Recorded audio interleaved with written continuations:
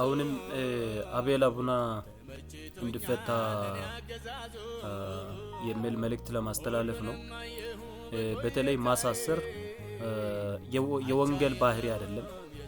መጽሐፍ ቅዱስ ውስጥ ማሳሰርና ማገት የወንጌል ባህሪ ሆኖ ማያውቅ።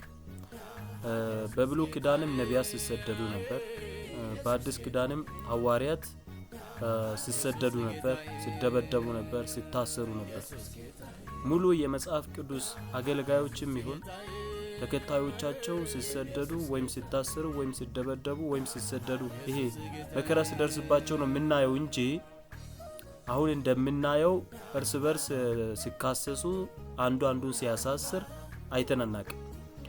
ስለዚህ ይሄ ከወንጌል እውነት የወጣ ወንጀልም እንደሆነ ነው ለመናገር የሚፈልገው።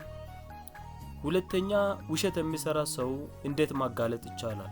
በመንግስት ከለላ ስር ለመግባት ጥረት እና ምድራዊ ነገር ለመታመን ለመደገፍም ጥረት ካረጉ መጽሐፍ ቅዱስ ውስጥ በብሉይ ኪዳንም ሐሰተኞች እንዳሉ እግዚአብሔር ሲናገር ነበር። ራሱ እግዚአብሔር ሲዋጋቸው ነበር። በአዲስ ኪዳንም ሐሰተኞች እንዳሉ ክርስቶስ ራሱ አስተማረ። የተከታዮቹ ሐዋርያትም ጭምር ሙሉ መልእክቶቻቸው ውስጥ የመንፈስን ሁሉ አትመኑ ብለው ኢቭን ከጻፍንላችሁ ካስተላለፍንላችሁ ወንጌል ውጭ ሌላ የሚያስተምር ካለ እሱ የተረገመ ይሁን ብለው በዚህ በትንቢት መጽሐፍ ውስጥ ከተጻፈ የሚጨምር ቢሆን ወይም የሚቀንስ በዚህ የትንቢት መጽሐፍ ውስጥ የተጻፉ መቅሰፍቶች ያገኙት ተብሎ ተጽፏል። እና እነዚህ ሁሉ ለሐሰተኞችና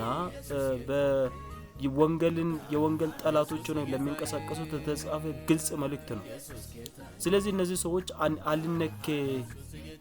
አንነካም ባይ እየሆኑ ነው። ፖለቲካ ፓርቲ ያላቸው የሆነ ዘር ውስጥ ተወሽቆ ነው ቁጭ ያሉት እና ስትናገራቸው ለማሳሰር ወይም ሌላ ነገር ለማድረግ ወንጌል አይደለም ወንጀል ነው። እና ቀጣይ ምንድነው መልእክት ለነሱ? እግዚአብሔር አብሯችሁ የለም። አብሯችሁ እንዲሆን ከፈለጋችሁ ሙሉ ማንነታችሁን እግዚአብሔር ላይ ጣሉ። ሁሉን ቻይ ተዋጊ አምላክ እያለ አልታመናችሁትም። ሁለተኛ የስተት ትምህርት ከሆነ የስተት ተግባር ከሆነ ካላችሁበት ተመለሱ። ካልሆነ ደግሞ በትምህርት ተቹ።